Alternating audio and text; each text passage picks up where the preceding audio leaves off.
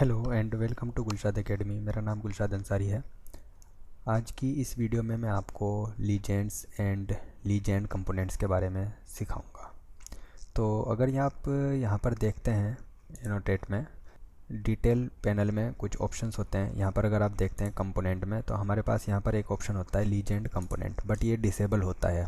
यहाँ पर अभी अगर आप क्लिक करेंगे तो कोई क्लिक नहीं होगा। तो उसके लिए हमें क्या करना होता है, हमें पहले लीजेंड व्यू बनाना होता है। जैसे मैंने लास्ट वीडियो में आप लोगों को बताया था कि ड्राफ्टिंग व्यू कैसे बनाते हैं, और ड्राफ्टिंग व्यू और लीजेंड व्यू का एक और ये भी बहुत बड़ा डिफरेंट होता है। अलग अलग दोनों में फ़र्क क्या है, जैसे हम यहाँ पर शीट पर कोई भी व्यू को लेके जाते हैं तो आप एक व्यू को एक बार ही एक शीट पर ले जा सकते हैं। अब इस व्यू को दूसरी शीट पर नहीं रख सकते। तो ड्राफ्टिंग का भी वही होता है कि आप उसको एक शीट पर रख सकते हैं, दूसरी शीट पर नहीं रख सकते।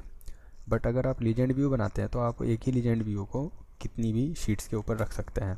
तो मैं चलता हूँ पहले यहाँ पर व्यू में, और व्यू में जाने के बाद अगर हम यहाँ पर देखते हैं लीजेंड और यहाँ पर क्लिक करते हैं हम लीजेंड, इस पर मैं क्लिक करूँगा। यहाँ पर आप कुछ भी नाम डाल देंगे, जो भी जिस टाइप का भी आप लीजेंड बनाना चाह रहे हैं। तो मैं यहाँ पर जैसे डोर का लीजेंड बनाना चाहता हूँ, तो मैंने यहाँ पर ले लिया डोर लीजेंड। ओके बटन पर क्लिक कर देंगे तो यहाँ पर ये लीजेंड क्रिएट हो जाएगा, और ये आपको प्रोजेक्ट ब्राउज़र में यहाँ पर आपको लीजेंड की कैटेगरी में देखने को मिलेगा। यहाँ पर और भी लगे हुए हैं पहले से कुछ लीजेंड।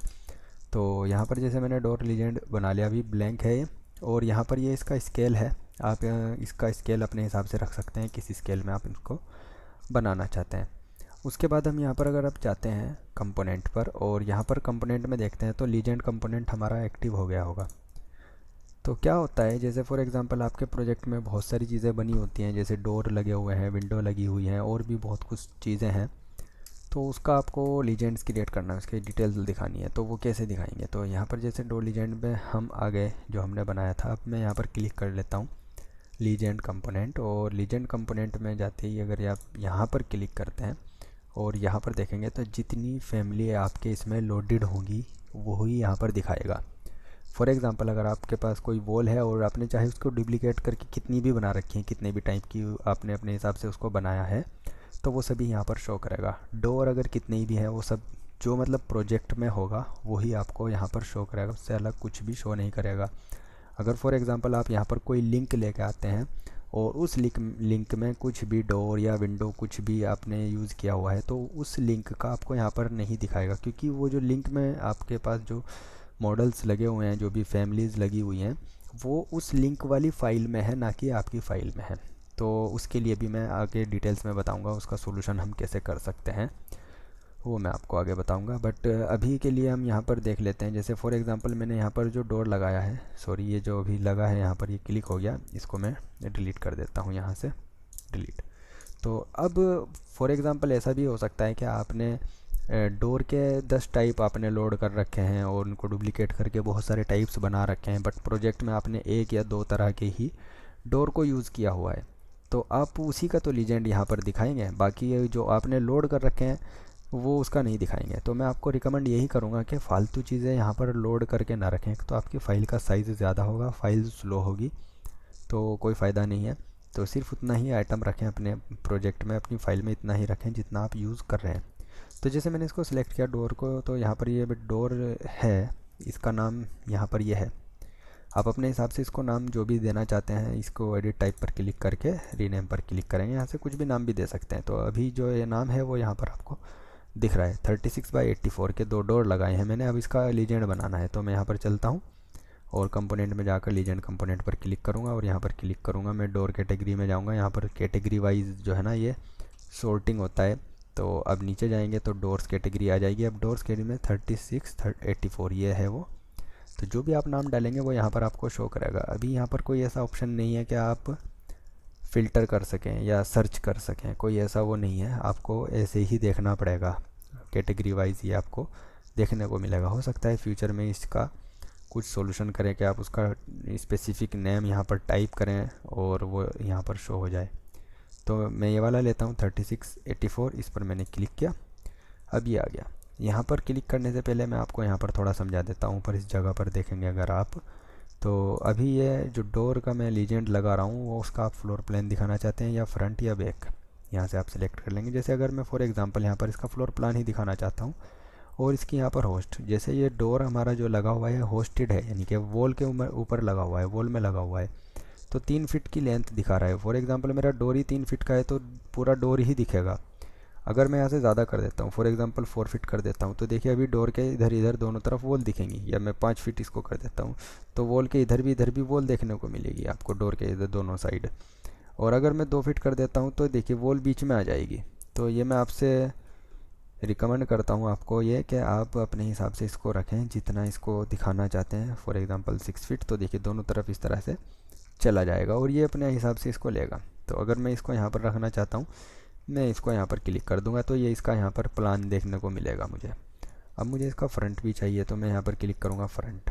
तो अगर मुझे यहाँ पर रखना है तो ऐसे मैं फ्रंट दिखा दूँगा इसका, या फिर मुझे इसका बैक भी दिखाना है तो मैं यहाँ पर क्लिक करूँगा बैक, तो यहाँ पर इसका बैक भी आ जाएगा।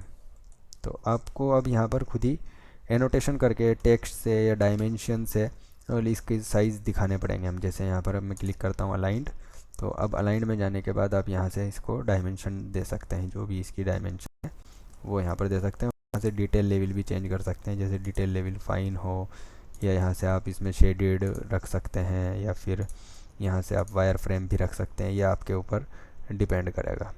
और इसमें जो भी आपको एनोटेशन डालने हैं, टेक्स्ट डालने हैं, वो आपको खुद डालने पड़ेंगे। जैसे टॉप है, फ्रंट है, टेक्स्ट पर क्लिक करके आप यहाँ पर खुद ही आपको सब कुछ लिखना पड़ेगा, तो वही यहाँ पर शो करेगा। तो इस तरह से कोई भी रहेगा। अगर विंडो का है तो विंडो का भी ऐसे ही लग जाएगा। यहाँ पर मैंने क्लिक किया लीजेंड, और यहाँ पर अगर हम जाएंगे तो नीचे मिलेगा विंडो, या डब्लू प्रेस करेंगे तो डब्लू वाली कैटेगरी में यानी कि वॉल्स भी हैं तो विंडो भी नीचे मिल जाएंगी मुझे। तो यहाँ पर अगर आप देखते हैं विंडो, और ये विंडो आ जाएगी। यहाँ से आप इसका प्लान लेना चाहते हैं, होस्ट लेंथ यहाँ से कितनी लेना चाहते हैं वो मिल जाएगी। ऐसे जहाँ पर रखना है वहाँ पर रख देंगे। उसके बाद यहाँ पर इसका फ्रंट चाहिए तो मैं फ्रंट पर क्लिक करूँगा और यहाँ पर इसका फ्रंट भी आ जाएगा इस तरीके से। और जो भी एनोटेशंस हैं, लीडर्स हैं, या अपने हिसाब से आप लगा के जो भी है, इसका हैंडल है या कुछ भी मटेरियल आपको अपने हिसाब से यहाँ पर शो करना है वो आप शो कर सकते हैं इसी तरीके से।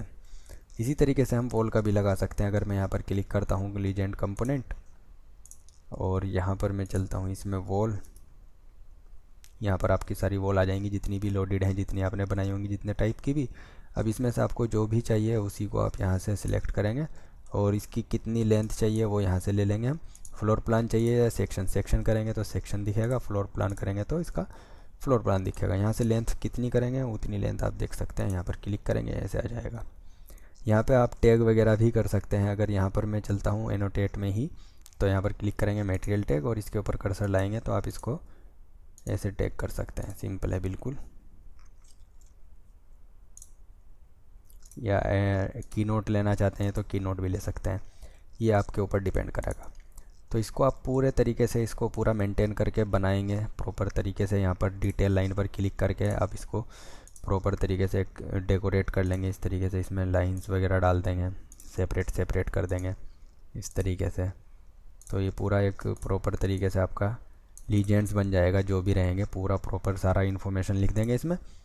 और इसके बाद आपको जिस शीट पे ये लेके जाना है तो आप वहाँ पर जाएंगे और इसको अपने इस पर शीट पर रख देंगे इस तरीके से, तो आपका लीजेंड आ जाएगा। देखिए अब ये डोर लीजेंड मैंने इस वाली शीट पे रख चुका हूँ। जैसा मैंने स्टार्टिंग में बताया, मैं दूसरे उस पर गया तो मैं डोर लीजेंड पर क्लिक करता हूँ और यहाँ पर लेके आऊँगा तो यहाँ पर भी रख सकता हूँ। अगर ड्राफ्टिंग व्यू इस तरीके से रहेगा तो ड्राफ्टिंग व्यू एक ही शीट पर जाएगा, दूसरी शीट पर नहीं जाएगा। आपको या तो उसका डुप्लीकेट बनाना पड़ेगा या दूसरा उसको वहाँ से हटा के दूसरी पे रखना पड़ेगा। एक ड्राफ्टिंग व्यू को आप मल्टीपल शीट्स पर नहीं रख सकते हैं, बट एक लीजेंड को आप मल्टीपल शीट्स पर रख सकते हैं। तो लीजेंड में और ड्राफ्टिंग में ये दोनों में फ़र्क रहेगा। और लीजेंड में आपको जो भी बनाना है अपने हिसाब से बना सकते हैं। तो मेरे साथ यूट्यूब पर जुड़े रहिए, तो मैं आपकी नेक्स्ट वीडियोज़ में प्रोजेक्ट भी स्टार्ट करने वाला हूँ और पूरा बीम का प्रोजेक्ट आप लोगों को बनाकर दिखाऊँगा किस तरीके से पूरा बीम प्रोसेस किया जाता है किसी भी प्रोजेक्ट के ऊपर। तो इस वीडियो में इतना ही। उम्मीद करता हूँ आपको अच्छे से समझ में आया होगा। अगर नहीं आया तो जो भी डाउट्स हैं प्लीज़ कमेंट करके ज़रूर बताइए, तो मैं उसके ऊपर वीडियो बनाऊँगा। तो इस वीडियो में इतना ही। मिलते हैं नेक्स्ट वीडियो में नए टॉपिक के साथ में। Thank you.